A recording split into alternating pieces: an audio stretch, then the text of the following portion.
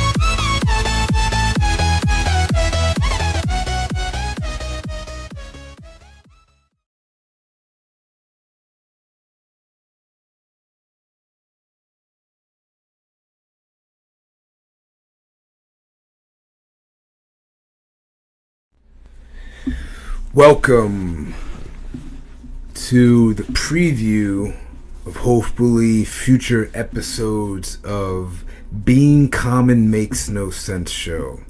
You can visit us at www.cslawinfo.us, www.cslawinfo.us. You can also call in at 626-344-2182. You will go directly to a voicemail, but your messages will be checked for questions, possible inquiries, so on and so forth. So then on the following show, you'll be able to have an answer to your questions.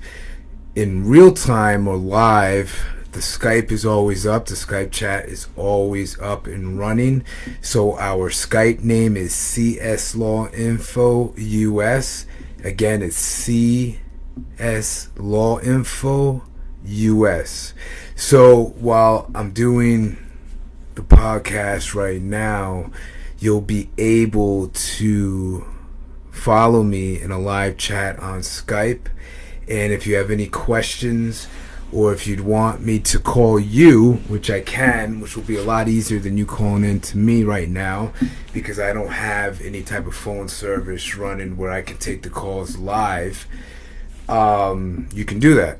So I recommend that if you have any questions about anything concerning law or basically life in general, because what I'm going to talk about in these shows basically pertains to our reality, or what we're living in right now, which is called The Matrix. Now, I just followed up with a new book called Bail Out of the Matrix, A Simple 10-Step Guide to Freedom. Again, it's Bail Out of the Matrix, A Simple 10-Step Guide to Freedom.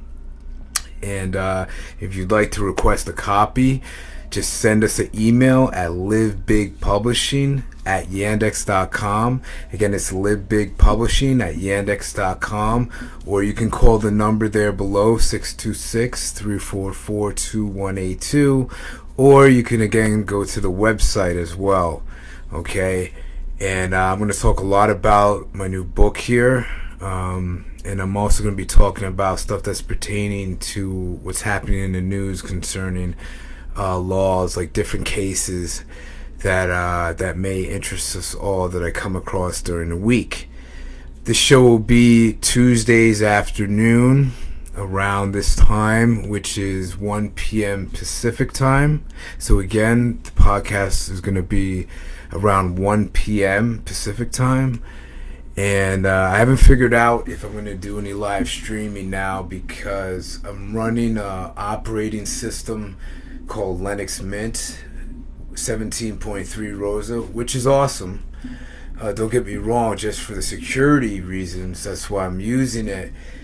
But in order to run just simple third-party programs, where if you're using a Windows machine, you can just hit the download button and it automatically downloads it for you. With Linux, everything is basically a process. Okay, so you got to open up the terminal. You got to start telling the computer exactly what you want it to do. So it's very time consuming. And I was dabbling a little bit before I decided just to do video podcasts right now because it's easier and quicker. And I wanted this message to get out faster. So I was dabbling a little bit with Open Broadcaster software. Many of you have probably heard of it because it's compatible with YouTube. And I was going to do YouTube live streaming, but unfortunately the delay process on the YouTube is too slow. So it would have been way too much buffering going on. What else? So either I got to get a faster computer, faster processor, or if anybody out there is a computer tech or computer savvy, just again contact me. Let me know what a better solution is. I really don't want to have to go back to Windows, but if I have to, I will. Okay, so being common makes no sense. Now, for those of you that have been following me for a while, been following CS Law Info, have been following the videos on YouTube, you already realize that the information that I'm putting out there right now is not common mainstream information.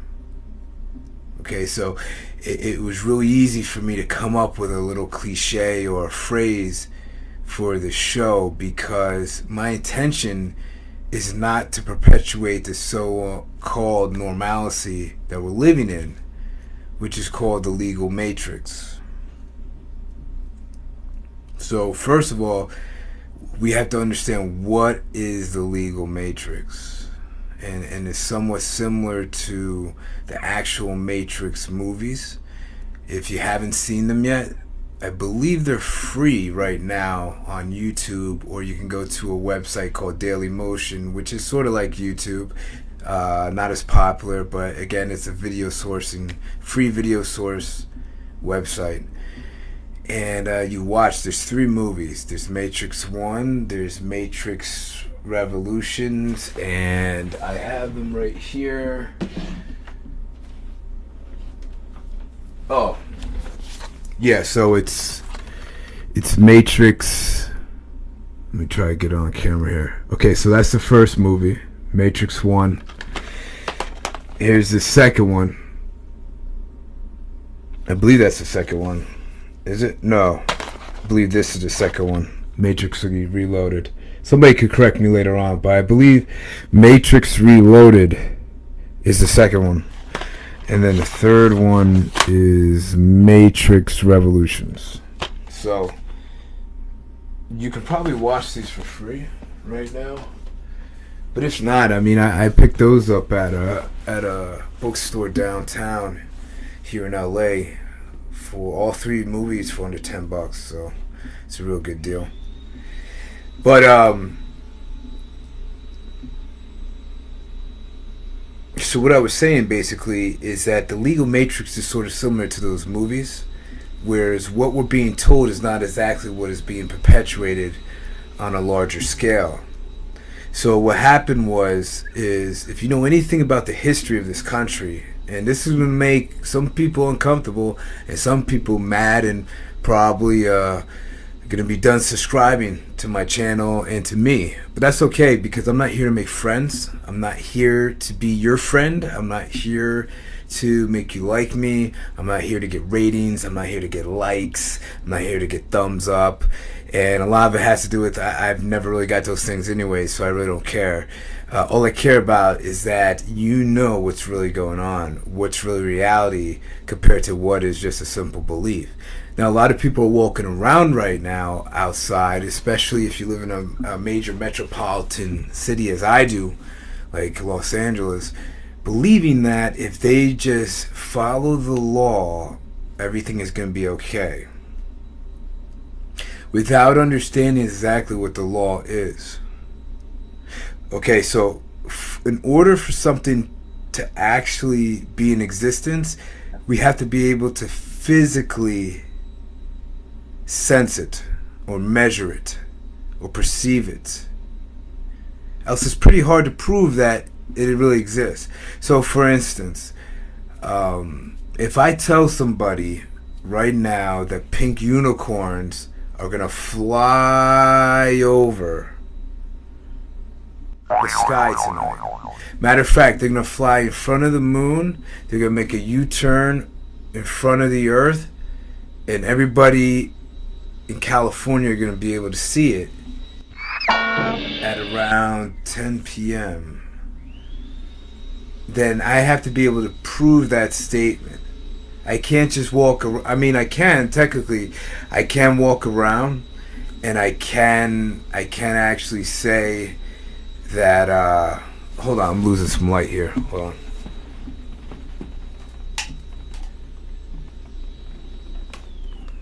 Okay, so I can actually say that.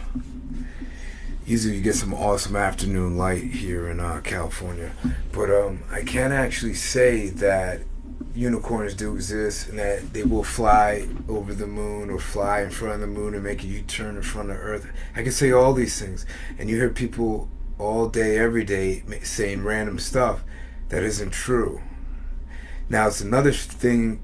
It's one thing for me to say this. It's another thing for me to prove it when somebody asks me. Okay? So the same thing applies to anything from traffic tickets all the way up to criminal law. It's all pertaining to the law. In order for any of these things to exist, you first have to prove that the law exists.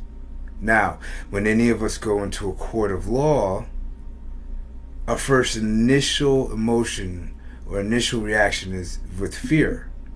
And anybody that's reacting with fear is very easily controlled.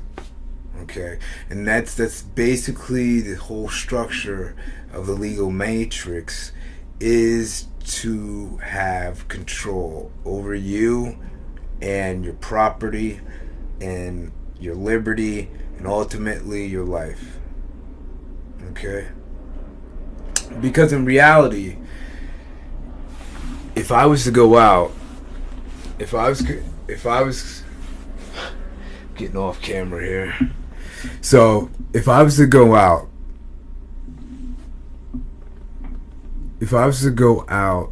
right now and start pulling people over and making up excuse like you were driving a little too slow, or you're driving a little too fast, or you have a tail light out, or whatever it may be, if I was to do that, people would think I was crazy. They wouldn't listen to me. And ultimately, I would be taken from you, or stealing, extorting, robbing. But see, once I put on a shiny piece of metal, and I put on a costume, and I have a deadly weapon on my side, and I can call about 100 other people to back me up, now it becomes some sort of a truth, which isn't true, because it's still stealing, still extorting, still robbing. It's still doing the things that none of us deep down agree with. Okay? So I get an argument a lot of times about well, if we didn't have, or Amali, if we didn't have law, then there would be chaos. Is that true? I mean, seriously, not even 1,000 years ago, in the same spot, which is now called Los Angeles, they didn't have any law. Okay, they had traditions, they had customs, but they didn't have a law. They didn't have a police force. They didn't need one, because when you're raising up a person from birth to not only respect themselves but respect others around them, Why would you need a force to police? You only need a police force when you're not seeking justice for the people that are around them or under them, as they look at us, because we're just underlings. But don't be mistaken. The only reason why you have numerous laws in a country is not for justice, it's for regulation. It's for control. Because again, like I said before, people can be controlled out of fear. That's my alarm, hold on. So people can be controlled out of fear. If a society seeks true justice, you won't barely see any laws. There will be no need, because the core of that family, that community, that nation is the ultimate good for everyone. So if the guy down the street from you and his family are starving and you're eating high in the hog, that's not justice. But if you and your family can cut back a little bit and still be comfortable, and comfortable enough to give to another man that's comfortable, and then he gives to another man that's comfortable, see, that's justice. Okay. And that's how a lot of the quote-unquote prior ancient civilizations, that's how they operated. Everybody was under the understanding that, we all came here without anything.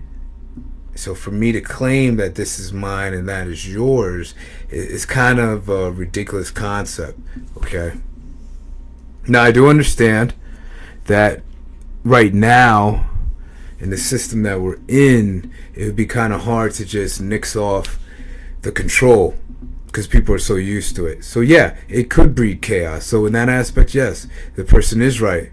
It could create chaos, just because a system like that has been running for so long. But originally, no, you didn't need a law. You didn't need laws, okay? What you needed was justice. You needed truth. You needed righteousness. You needed reciprocity. You needed harmony. You needed balance. And ultimately, that's what you need, is balance. A person that has balance in their life does not have chaos. So think about that. One person that's balanced in their life does not have chaos. Creates a family out of that concept. Now the family has balance and doesn't have chaos. Creates a community out of that concept. Now the community has balance and doesn't have chaos. And out of that community is created a nation that doesn't have chaos because it's balanced. Okay? But back what I was saying before about the law. Well, let me rewind. How I got into this. I've always been intrigued with history, and I delved in a little bit with United States history, and I got into the Constitution. I got into the Bill of Rights. Started dissecting that a little bit. I started seeking information from what people call themselves as sovereign citizens, which is a contradiction, because how can you be a sovereign and at the same time a citizen? They're two different points. Then I got into the common laws, the patriots, and all these labels, all these terms. And great information. Great information. I mean, they can break down laws into more detail than I could explain it. But see, that's a problem. Because how many of us have been inside of a courtroom and had enough time to break down even the minimal amount of information that we want to present without being cut off by a judge, by a prosecutor, by some officer within the court. So it was a great idea for the sovereign citizens to say that we're free men of this land and we're the natural man. And I put this all in my book. I put all this in the book. Basically, I put everything in there that I learned. And then in the beginning, at the end, I exposed why it basically doesn't work. Which, see, the matrix is so intricate and so thorough that a lot of us think we're breaking out of it when really we're just, we're outside of the cell now, but now we're in the day room or the unit or the pod. We're not out of the jail or the prison. We're still in it. Because as long as the people who are making the matrix are in charge, we're still in it. Okay? So a lot of these sovereign people I noticed, who I used to follow, they have the information. Sometimes it works, sometimes it doesn't. But you really don't have time to play around with that. You want to go in there and you want to go and attack these people quickly. Now, I'm not saying physically attack, because we've got to use common sense, right? But you want to attack their justification that the law exists in the first place. So without any proof that the law exists in the first place, everything else that comes after it has to be dismissed if you can't prove it. Because think about it, we didn't make this system that's in place now. Some guys hundreds of years ago did, and they made it on a premise of due process, that when you go into the courtroom, everything has to be proven with evidence. Everything. And that's called practical law or practical evidence. And then you have theoretical law or theoretical evidence. Theoretical law is basically the judge's opinion. Practical law means what actually is in front of you that you can prove that this person is guilty. But see, they don't do that today. As soon as you walk in there, you're automatically assumed guilt. So my question is how can you automatically assume guilt when you haven't proven that your laws exist in the first place, just because I reside in said state or the state of California? I mean, where can I go outside on the ground and see it say Los Angeles when you can show me that there's a natural piece of landmass or bush or whatever, something that a human being didn't manipulate and grow or create? If you can show me that it says Los Angeles there, I won't ever make another show again. I'll take down the website, I'll close business, and I'll go do something else. But see, the reality is they'll never be able to show me that. So instead of being truthful, which they preach, being honest, which the justice system is supposed to be about, they'll bully you. They'll use force and coercion. Argumentum ad baculum. It's Latin for appeal to the stick. Because back in the day, they used to beat you when you used to challenge them. When you used to challenge the governing authority, they would beat you. And worse, they would kill you. Right? So a guy like me back in the day would probably be dead already. Because you're not supposed to ask any questions. You're just supposed to do. So, back to the law. Where do the laws come from? Well, they tell us the laws are made out of bills. Okay. Well, who's making the bill? It's the legislative. Okay. Well, who's in the legislative? Right? Senators. Right? Like John McCain. People like that. Lindsey Graham. You know any of these people? You think these people will pick up the phone or come down to your neighborhood and talk to you? No. So why the hell do you care? I don't even know the voting system anymore. It's been so long. I believe it's every 4 years. I could be wrong. If somebody has the right number of when they're reelected. Oh no, actually, I think senators are in there for like 20 years. I'm not sure, but if somebody has more information on that, just send it to me. But anyways, yeah, you never interact with these people in Washington D.C. All you do is look at the buildings, and maybe if there's a publicity campaign going on, usually during a re-election, then you'll see them. Other than that, you're not going to pull up to the local 7-Eleven and see John McCain there or Lindsey Graham. But I will tell you, there are some that are in there that do think like us. Some, few, rarities, but either they get railroaded, they don't last long, they don't get reelected, scandal happens, so on and so forth. But there are a few. I'm not saying all of them, but there are a few. But the majority of people that are making these laws do not think like you and I. Do not think like the majority of the population that is just trying to get by on a low wage 9-to-5 job.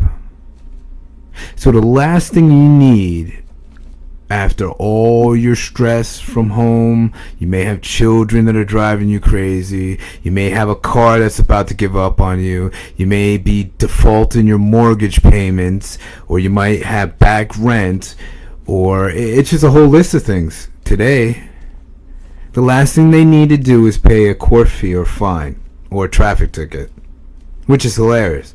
I don't know if you've ever seen the movie Minority Report, but it's basically based on policing potential future crimes.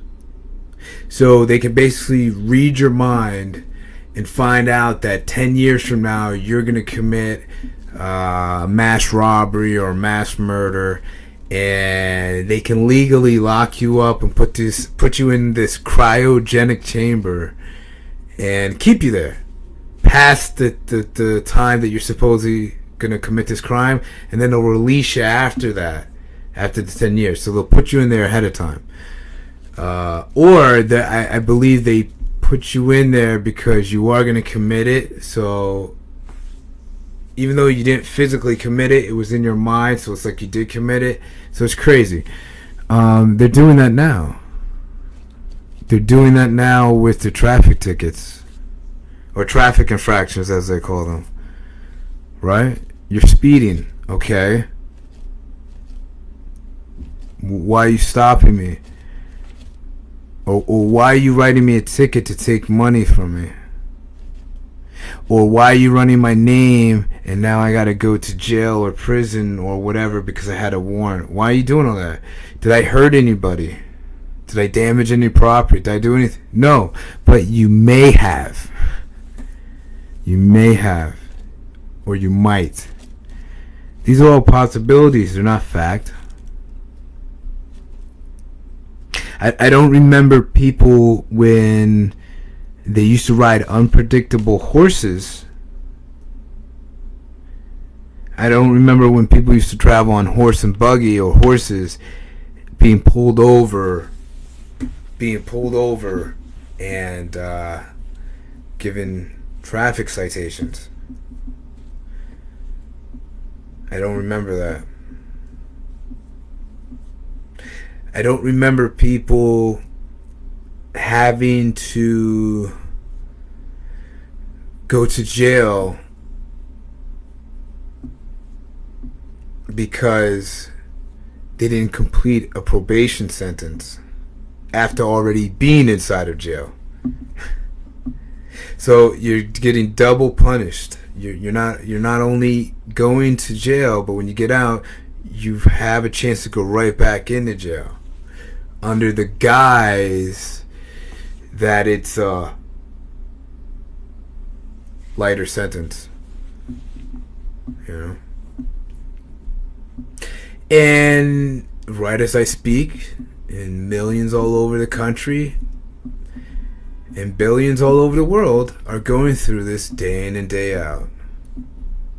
And the first thing that happens when they go through this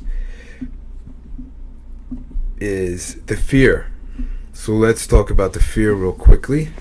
The fear is what keeps a human being self-controlled. Not self-control, self-controlled. And yes, I made that up. Self-controlled. You're putting yourself in control of somebody else through your fear. And there's numerous examples of this. And now I can go off into another subject. Let's say relationships. Let's say, okay, Mother's Day just passed, right? So let's say you and your mother got into a fight. Mother's Day is coming up. And in the fight, in reality, you're the one that's right because you wanted to go... Either you wanted to go to a different college than she wanted you to go to, or let's say you didn't want to marry the sweetheart that she loves so much. You married the girl she doesn't like because you really love that girl. So you guys had to blow out an argument or something that's really, to me, stuff like that is really stupid, but it happens all the time in families. So that's what's going on. So out of fear, right? Out of fear, you'll go back and you'll reconcile with your mother because it's Mother's Day. And then after Mother's Day is over, you two will go back to the feud you were having. So it's out of fear. College, you want to go to a different school than she wants you to go to. Why do you want to go to school? I don't know. Maybe because you just simply want to go to it. Is she paying? And she's not even paying for it. You're paying for it. But out of fear, because she's mom, you'll do what she says. And this goes in everything. It could be on the job, your boss. Your boss tells you to do something, and you in your heart feel like, listen, man, I can't do this anymore. This is crazy. I'm not doing this. I'm losing time for my family. I'm losing sleep. That could be helping my body. I can't do this. So instead of standing up and saying something, you won't do it because you're afraid to be self-sufficient. And believe me, I've been there. I'm not talking like I've never done it. Of course, this is personal experience also. I've been there plenty of times. And I tell you, it's fear. Fear is always created by your mind because you might lose something or you might not gain something that you want. So you might lose something you might want, like a girlfriend, or you might not gain something you want, like that new car. It's simple. So once you have that fear inside of you, anybody can come along and perpetuate it. And then through perpetuation can control you. So, what does the government do? It comes along and says, well, if you drive over 55 miles per hour, you will get a speeding ticket. Is that a definite? No. What if I'm a hot, big-breasted, nice booty woman, and I get pulled over, and I can charm the pants off of any man? What if I do that? Will I get a ticket? You don't know. I might get out of a ticket. So nothing is ever guaranteed unless it's in your control. So some might say, well, driving along, I don't have... Yeah, you do. Is your foot on that pedal? So if you see the sign that says 55, go 55. You don't have to go over. Why? You don't have to rush for anybody. It's fear again. But let's say you do get pulled over, even if you are going 55. And you've done nothing wrong. Now you should see the force and coercion come out. Why are you pulling me over? You were speeding. No, I wasn't. I was going 55. And automatically you see that badge and you see that skinny fellow that has it pinned to his flat chest. and you automatically think, if I don't do what this man or woman says, that something bad is going to happen. I'm going to lose money. I'm going to lose time. And that's not necessarily true, because it all depends how you handle that situation in the future tense. Everything's going to end up in court eventually. Everything. Unless physically it's an altercation that's deadly, everything's going to end up in litigation. And this goes back to what I was saying before about what the sovereign citizens and the common laws and the patriots and the freedman and on and on and on and on and on. You get into that courtroom, you know how many people the judge has dealt with before you, challenging them? So think about that for a minute. They've dealt with a lot of people before you. The last thing they're going to do is give you time to challenge them again. So we don't have time. And when I say we, I mean the clients I deal with, the men and women I deal with at Common Sense Inc. We don't have time to sit in there and break down adverse protection, the UCC codes and the USC codes. We don't have time to turn his courtroom into a law school. They go through all that already. They don't want to go through it again. It's grueling for them, for most people. I don't think there's really anybody that really loves that. So you want to go in there and hit them with extreme logic. You want to get into their mind. Okay? So the judge is always going to ask somebody, what is the nature and do you understand the nature and the charges that are brought against you? And you always say no. Always say no. I don't care if you totally understand it. I don't care if there's evidence against you that you understand it. He's asking you a question. You're now in the process of allowment. And I go deep into this and bail out of the legal matrix, a simple 10-step guide to freedom. Okay? It's allowment. All we're doing right now is allowing this to happen. That's all. Most things in life happen because somebody else allows it to happen. So he's asking you, now you have the upper hand. No, I don't. Well, what don't you understand about it? I don't understand what jurisdiction I'm being tried in. And on top of that, I don't understand that just because I reside in the state of California, that somehow the law applies to me. Is there evidence for that? And you're going to see a revolutionary transformation happen right in front of your eyes. From personal experience, I've seen judges' eyes roll into the back of their heads. I've seen them physically shake uncontrollably. I've seen them get up from their bench and go into their chambers. I've seen the prosecution start laughing hysterically like a mental patient. I've seen a lot of things. Because the logic is so extreme, it's so commonsensical that their brain, the critical thinking side of their brain kicks in again. Like, okay, yeah, okay, this is a court of law, this is a courtroom, we prove with evidence.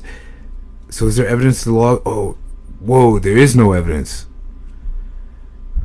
So the next best thing they use is force and coercion, like any good bully. When a bully doesn't get what he wants, what does he do? He uses force. He uses anger. He uses fear. And what do they use? They have two bailiffs in a courtroom. Two bailiffs with Glock 17s. They can put a bullet right into your ass if they needed to. They don't even need to do that because they have tasers. They can just show presence. Get on the radio. Contempt of court. Even though you don't see really any time. The worst case scenario, if you're going to go to jail, is made for a day or two. But to the average person who's never been in that type of situation would be terrified. And I understand that. That's why they do it. Because if it didn't work, they wouldn't be doing it. But I'm telling you that there is no evidence that the laws exist. So for me to go in there and start arguing like they do exist, which sovereign citizens do, right, by reciting case law. Now, with our right to travel, we also have right to travel IDs. Basically, they're IDs with your photo, your weight, your height, your hair and eye color, the state you live in, the county, so on and so forth. They're notarized. They have case law on it, just to basically back that you have a right to travel. Because this whole traveling with a license thing is fairly new. It's not that old. Okay? And I'll get into that more later. But the point that I'm making is that that's really only the time we use case law. You don't go in there and start arguing the laws that are always misinterpreted and they're always ever changing. I want to argue what doesn't change, and that's evidence. Evidence will never change. Never, because evidence is a foundation. It's a fact. It will never change. Okay? Right now I'm speaking into a condensed microphone. That condenser will not change. It will not leave the microphone unless I pull it out. And if I'm doing it on camera right now, then there's your evidence. But first, we gotta find out: did somebody actually manufacture this microphone, or did it just appear? Is it naturally occurring? See what I mean? So just because somebody says something doesn't mean you have to do it. And like I said before, if I pulled you over today and said, give me $20 because your taillight's out, you would say, what? I'm not giving you anything. But if I was wearing a blue or black costume with a piece of metal on it in the shape of a badge or a star, you'd have no problem giving me the money. And see, that's the hypnosis. That's the matrix. And that's another point I'll get into in another podcast, but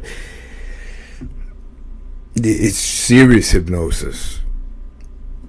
And those of you that have bailed out of the legal matrix, you notice I mentioned ancient Egypt a lot, or Kemet, and a lot of the stuff that we're living in today was taken from there. The Egyptians were very magical people. And really, magic is no different than what was being proven as evidence of science. But they're very heavily into that. And telling somebody to give you something because they have to, and they give it to you, you're using some deep magic on them. Because I can't just go out of this house right now unless I'm using force and coercion, right? Unless I'm using a weapon, which it could be anything from my hand to a gun, and manipulation, right? Fear, intimidation to get what I want. Come on. We don't condone that in any form of our society, except for who we deem as our authorities or allow to be our authority. So how does that make it right? It doesn't. Doesn't. So, like I said, we're going to make this a weekly thing. It's going to be every Tuesday at 1 p.m. Being Common Makes No Sense show. Host, Amali Cabral. You can visit us at www.cslawinfo.us. It's www.cslawinfo.us. We provide everything from information packages. Basically what I was just talking here is part of it. motions affidavits, counseling, wills, do everything. Because it's common sense, man. I mean, it's not really that hard to represent yourself. That's another big thing I'll talk about more later. Absolutely stop paying other people to defend your life. If you really love yourself, you'll work for yourself and you'll defend yourself. So you gotta learn to represent yourself. As a matter of fact, in this country, not too long ago, people couldn't afford lawyers and they weren't appointed them like they are today. So they had to learn. Yes, back then there was no television, internets, radios. There was just books and candlelight. So they had more time to study and less distractions. But still, it's not as hard as you think.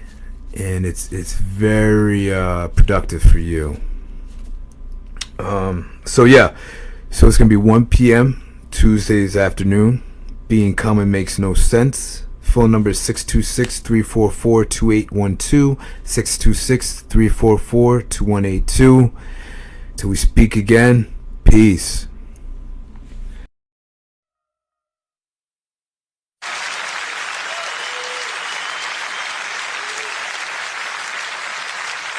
Yeah. Sooner or later, the people in this country are going to realize the government does not give a fuck about them. Government doesn't care about you or your children or your rights or your welfare or your safety. It simply doesn't give a fuck about you. It's interested in its own power. That's the only thing, keeping it and expanding it wherever